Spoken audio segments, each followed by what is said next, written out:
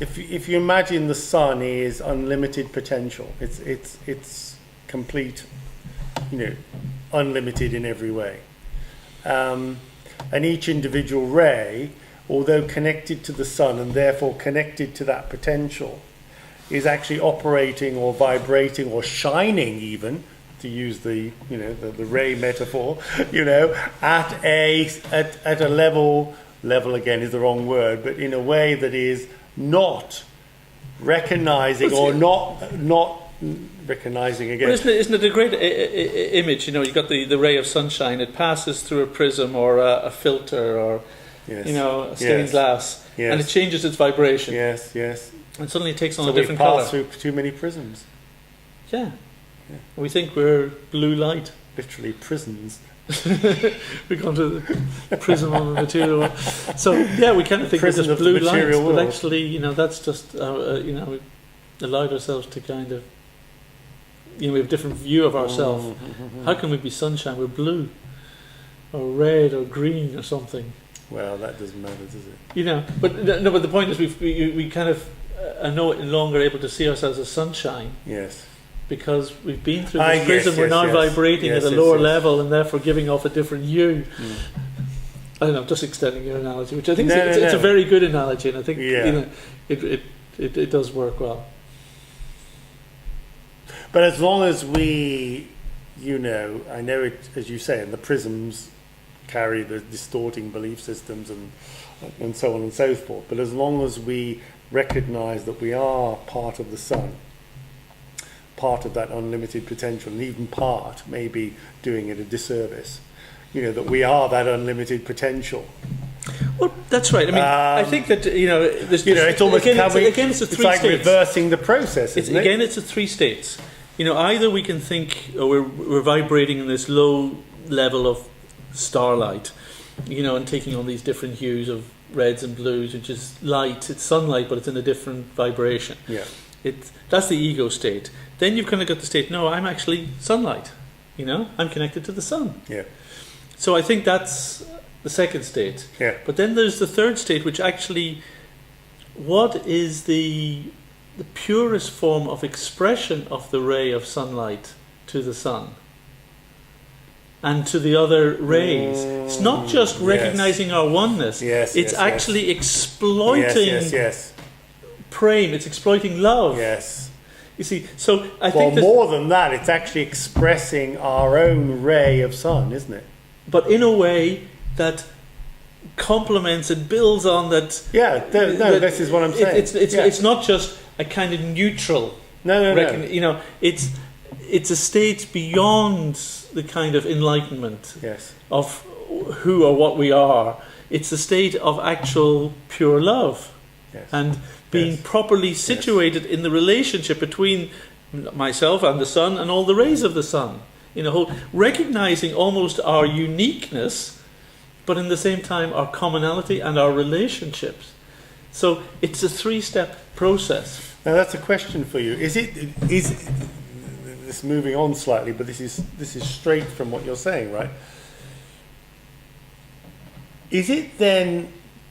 Does that explain why, in a sense, and just hear me out on this, we don't love enough, or we're not connected enough to that pure love because we're not expressing our uniqueness? Do you see what I'm saying?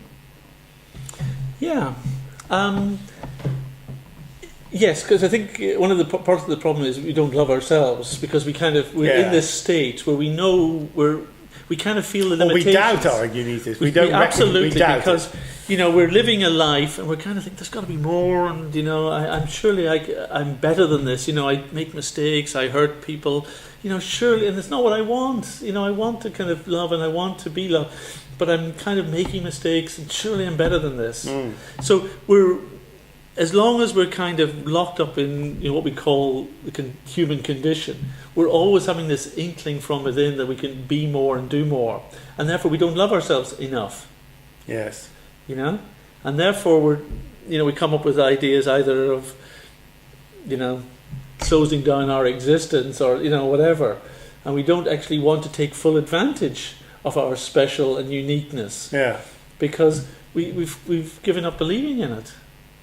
You see, listen to this. My sense is that if we focus on love, in other words, if we reverse that polarity, or if we go the converse way, if you like, if we focus on love, by focusing on love, it's like, it's almost like, beating the bushes, all the mice will run out, okay?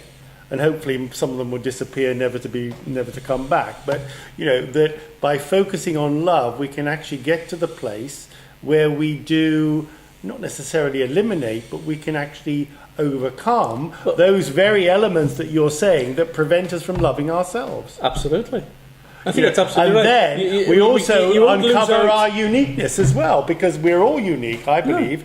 So I say to my clients, you're all unique, and somebody look at me and they go, because again, we're not taught this stuff, And but that is it, and that's part and parcel. But the love and the uniqueness seem to me to go hand in hand, if you like, hand in glove. Because we'll definitely never go wrong by practicing love. Yeah. Totally, absolutely, and it's like so, and so fundamental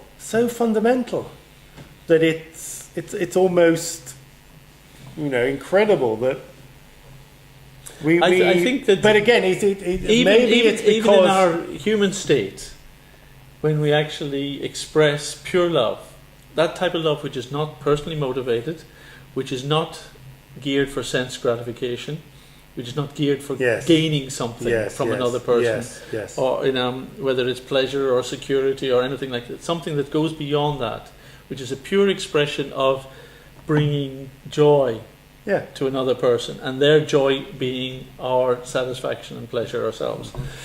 It's by doing that, even in this life, we kind of open ourselves to a completely different state of existence. Even just total acceptance, what I was saying earlier about no judgments, right? I think this is so powerful. If we could only just get off this judgment thing, it really is amazing. Just stop judging anything and everything. And of course, every day, almost everything we do is in a sense, based on a judgment that we make about what's right and wrong, good or bad, as you said, better than, and in this sense that we need to improve ourselves. Again, Tony Parsons talks about this. He says, why? Improve what? If you've got everything, if you're an unlimited being, what do you need to improve? And it makes perfect sense. But still we strive, and still we still do the hard work, we put in the effort, and we do this, do that, because we ain't good enough, right? Because society's told us we're not good enough, or, whoever's told us we're not good enough. Or we've got to, because we're focused on judgments, comparisons, measurement, analysis, all these, if you like, mind-based approaches, ego-based approaches, right? Because, that's how we're supposed to live, right?